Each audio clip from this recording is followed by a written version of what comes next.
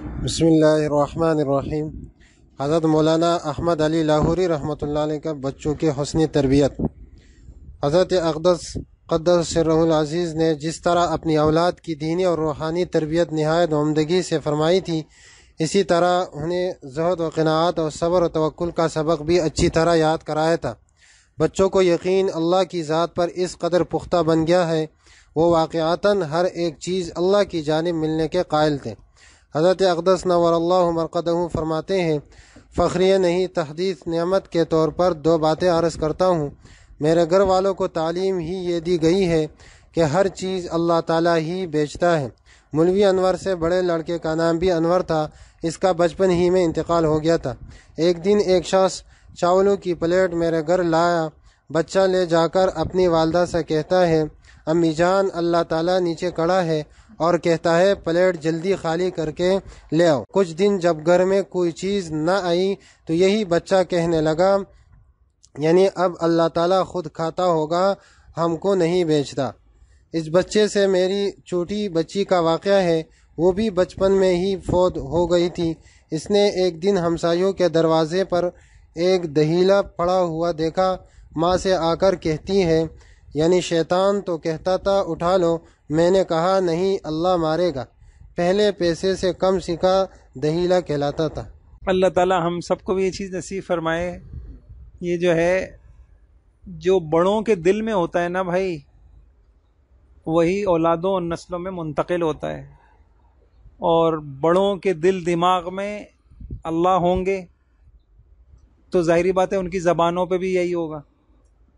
جب زبانوں پہ یہ ہوگا تو گھر کے ماحول میں بھی یہی ہوگا۔ اچھا میری بات غور سے سنیے گا۔ مولانا کہتے ہیں، مولانا عبد الرحمن صاحب، لا الہ الا اللہ کے خلاف کوئی بول نہ بولو، نہ کوئی بول سنو، نہ سوچو۔ بہت بڑی بات ہے، یعنی واقعی سچ بات ہے۔ جنہوں نے دلوں کی محنت کی ہوتی ہے نا، ان کو پھر بڑی فکر ہوتی ہے کہ اس دل کو کوئی چیز خراب نہ کر دے۔ تو دل کو خراب کرنے والی چیز کہاں سے جائے گی اندر؟ یا بول کے ذریعے جائے گی، یا آنکھوں کے ذریعے جائے گی، یا سوچ کے ذریعے سے جائے گی۔ تو سوچیں گے وہی اندر دل میں جمع ہوتا جائے۔ یہی وجہ ہے کہ دنیا کے انہماک سے دل سخت ہوتے۔ نہیں پڑھا آپ نے؟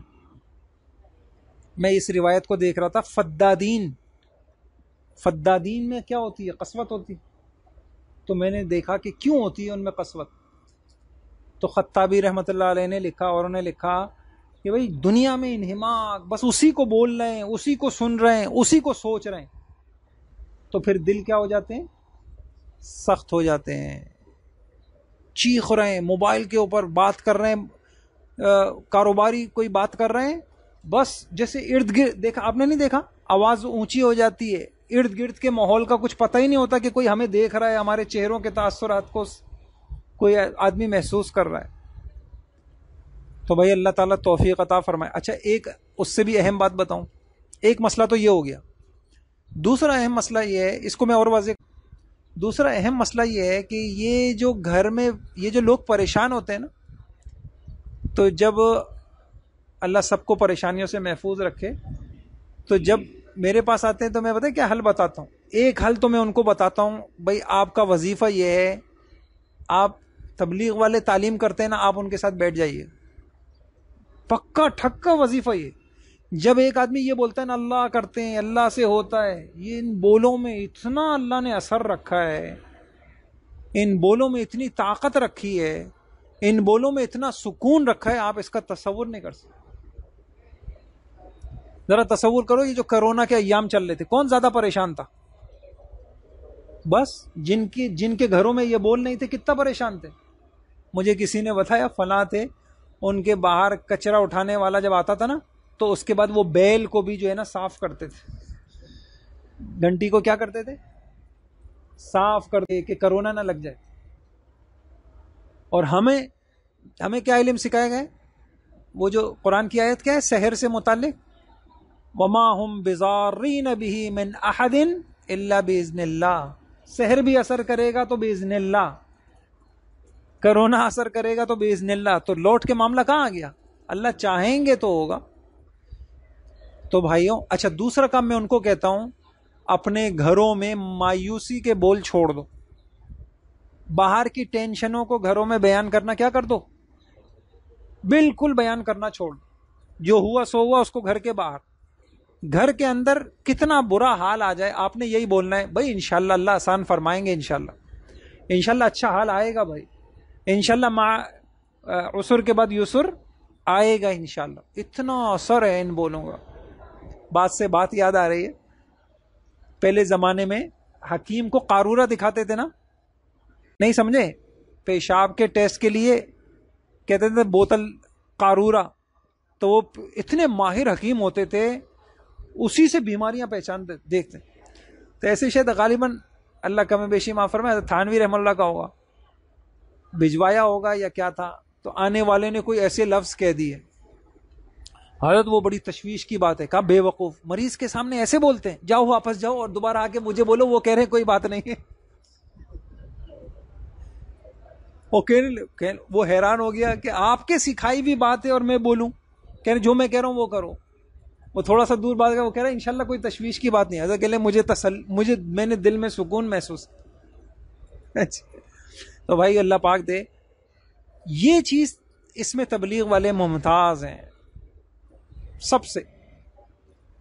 بولوں پہ اللہ آگے نہیں آگے، نہیں سمجھے؟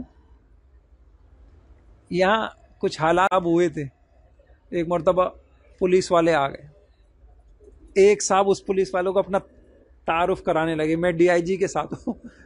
پولیس والے نے اس کو اتنا ڈانٹا، کہہ رہا ہے میرا چلہ لگا ہے، تو کیا اللہ کے گھر میں کھڑے ہو کے مجھے بتا رہا ہے ڈی آئی جی کے ساتھ ہوتا، تو اس میں یہاں اللہ کی بات کر، کوئی تو مجھے مروب کر رہا ہے کہ میں ڈی آئی جی کے ساتھ ہوتا ہوں۔ ایک چلے نے بول کیا بدل دیے۔ صحیح ہے بھائی؟ تو گھروں کے بول انشاءاللہ بدلیں گے نا، اتنا اثر ہے ان بولوں میں آپ تصور نہیں کر سکتے، اتنا اثر ہے ان بولوں میں۔ کلمہ انشاءاللہ، میں نے ایک مرتبہ ایک مضمون لکھا تھا رسالے میں، انشاءاللہ نہ کہنے سے کیا کیا مصیبتیں آتی، ساری حدیثوں سے جمع کیا میں نے، دیکھو انشاءاللہ نہیں کہا یہ مصیبت آئی، انشاءاللہ نہیں کہا یہ مصیبت۔ ٹھیک ہے، آ گئی نا آپ کے ذہن میں؟ حضور علیہ الصلوۃ والسلام سے انشاءاللہ رہ گیا، کیا ہوا پھر؟ وہی رک گئی۔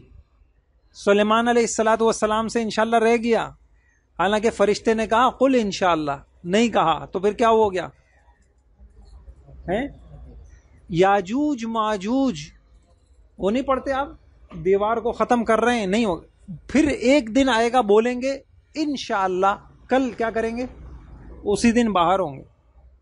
اور بتا دو، اچھا یہ ولا یستثنون کا ایک ترجمہ یہ بھی ہے کہ انہوں نے انشاءاللہ نہیں کہا۔ باغ والے نہیں تھے، صبح جب باغ میں گئے، اذ اقسموا لیصرمنها مصبحین ولا یستثنون، تو ایک ترجمہ کیا ہے، انہوں نے کیا نہیں کہا تھا؟ انشاءاللہ نہیں کہا، تو نتیجہ کیا نکلا؟ سارا باغ جل گیا۔ تو انشاءاللہ کیا ہے؟ یہ کلمہ لا الہ الا اللہ کا ایک مفہوم ہے، یہ توحید کا ایک کلمہ ہے۔ اور کون سے کلمے جلدی جلدی بتا دیجئے جن کو ہمیں عام کرنا ہے، جلدی بتائیے بھائی۔ وہ تو کلمہ حمد ہے، میں کہہ رہا ہوں کلمہ توکل، وہ کلمہ، وہ بول جس سے یقین بڑھے، جلدی جلدی بتا۔ حسبنا اللہ ان الناس قد جمعوا لكم فاخشوهم فزادهم ایمانا وقالوا، لیکن اس کا مفہوم ہے جب بھی کوئی خوف کی خبر ملے نا، یار اب حالات یوں ہوں گے، اب پیٹرول مہنگا ہو جائے گا، آدمی دل میں بولے حسبنا اللہ ونعم الوکیل، میرے لیے اللہ کافی۔ اتنا سکون ہے ان کلموں میں۔ اور بول دیجئے، اور کیا ہے؟ اللہم لا طیر الا طیرک، نہیں پڑھا آپ نے؟ ایک دم بدشگونی کا خیال آیا تو کیا بولو؟ اللہم لا طیر الا طیرک۔ اور بولیں، اور کیا ہے کلمہ توکل ہے؟ ان اللہ معنا، یہ جو دعاؤں میں ہے نا، یہ بڑے عجیب جملے ہیں۔ اللہم لا طیر الا طیرک، حسبنا اللہ، انشاءاللہ، یہ کلمے، یہ گھروں میں رواج، اگر جن گھروں میں یہ رواج ہوگا نا، ان گھروں کے معاملات بھی اچھا ایک عجیب بات یاد آ رہی ہے، حضرت تھانوی رحمۃ اللہ علیہ نے پورا توکل کا بیان ہے، آخر میں 2 سطروں میں لکھا ہوا ہے توکل کا دستور العمل. اتنی عجیب بات ہے. آپ کے میرے ذہن میں کیا آتا ہے؟ توکل تو بزرگوں کا کام ہے نا؟ یہی آتا ہے نا؟ او بھائی ہم تو بڑے کمزور لوگ ہیں، توکل کس کا کام ہے؟ اتنا زبردست نسخہ لکھا ہے کہ میں آپ کو کیا بتاؤں. پتہ کیا لکھا ہے؟ جس وقت بھی کوئی سبب اختیار کرو، ایک مرتبہ اس سبب کی نفی دل سے کر دو یا زبان سے کر دو، ہو گیا توکل. اور پھر اس کے اثرات دیکھو. نہیں سمجھے؟ آپ نے دوا کھائی، ایک مرتبہ کیا کہہ دو؟ یا اللہ اس سے نہیں ہوگا، شفا تو آپ دیں گے. اب تم دیکھو کہ سارے وَمَن يَتَوَكَّلْ عَلَى اللَّهِ فَهُوَ. کچھ سمجھ گئے؟ یعقوب علیہ السلام نے کیا کہا تھا؟ جلدی بتائیے. یعقوب علیہ السلام نے کہا لا تدخلوا من باب واحد، یہ سبب ہو گیا نا، وادخلوا من ابواب. پھر توکل کیا تھا؟ وما اغنی عنکم من اللہ. مل گیا نہیں؟ پھر کہتے ہیں باقی یہ سب سبب ہے، ہوگا تو وہی جو اللہ چاہیں گے. نہیں سمجھ رہے؟ ہوگا تو وہی جو کچھ. اچھا ایک عجیب بات مجھے ملی، آپ نے مشکات میں پڑھی ہوگی نا، یہ خط لکھا سفارشی، فَلْيُطْرِبْهُ فَإِنَّهُ أَنْجَحْ لِلْحَاجَةِ، اس طرح کے الفاظ ہیں. پڑھے؟ علامہ طیبی رحمہ اللہ نے اس کی تشریح لکھی. آپ تو یہ پڑھ دو، اس کی مہر خشک کر دو مٹی سے. اس کا ایک ترجمہ یہ ہے کہ پھل زمین پہ ڈالو اور اس کو بولو زمین پہ ڈالو. اس سے نہیں ہوگا، ہوگا تو اللہ کے چاہنے سے. اتنا بڑا عمل ہے. ابھی ایک آدمی، اس کے عدالت میں بڑا مسائل چل رہے ہیں زمین کے نا، تو ان سے میں نے یہ کہا، انہوں نے کہا جی اب ہمیں جو ہے نا فوج کا یہ مل گیا، لیٹر مل گیا، یہ دیکھیں خط مل گیا. میں نے کہا اس کو یوں کرو، فوج کے لیٹر کو کہاں ڈالو؟ زمین پہ ڈالو اور تم بولو اے اللہ اس سے نہیں ہوگا، ہوگا تو تیرے چاہنے سے ہوگا. یہ ہو گیا توکل. کتنا زبردست ہے. لیکن یہ یاد اس کو آئے گا جس کا دل بیدار ہوگا. آپ سے پوچھتا ہوں، یہ قریب میں حضرت ڈاکٹر عبدالحی صاحب تھے، فرماتے تھے جب میں اسٹاپ پہ کھڑا ہوتا ہوں نا تو میں دعا کرتا ہوں اے اللہ سفر کے لیے سواری دلا دے، تو مجھے بس مل جاتی ہے. ہم تو یہیں تک توکل کرتے ہیں نا. وہ دل اللہ والا ہو نا، وہ کہتے تھے جب میں بیٹھ جاتا ہوں، ہم کہتے ہیں اب تو جب بس آ گئی ہے تو اب تو پہنچنا ہی ہے. وہ کہتے تھے جب میں بیٹھ جاتا ہوں تو پھر میں یہ کہتا ہوں اے اللہ اب سواری مل گئی ہے، اب منزل پہ بھی پہنچا دے. نہیں سمجھے آپ لوگ میری بات؟ تو ہم لوگ وہاں تک دعا کرتے ہیں جہاں تک ہم سمجھتے ہیں کہ باقی جب سبب مل جائے تو ہم بھول جاتے ہیں. سبب کے بعد رب کو کیا ہو جاتے ہیں. یہیں سے ہماری زندگی کی مشکلات شروع. اللہ پاک کہتے ہیں ٹھیک ہے پھر یہ سبب تمہاری زندگیاں بناتے ہیں تو ٹھیک ہے. وہ کہتے تھے جب بس میں بیٹھ گیا سیٹ مل گئی، حالانکہ آپ بول رہے ہو بھائی جب سیٹ مل گئی بس میں بیٹھ گئے تو یہ جا ہی وہیں رہی ہے، پہنچ جائیں گے. تو میں پھر دعا مانگتا ہوں اللہ سے کہ اللہ اب کیا کر دے، منزل پہ بھی پہنچا دے. عجیب نہیں ہے؟ تو بھائی اندر کے معاملات صحیح ہو جائے نا تو زندگی کے کام صحیح ہو جائیں. اللہ عمل کی توفیق عطا.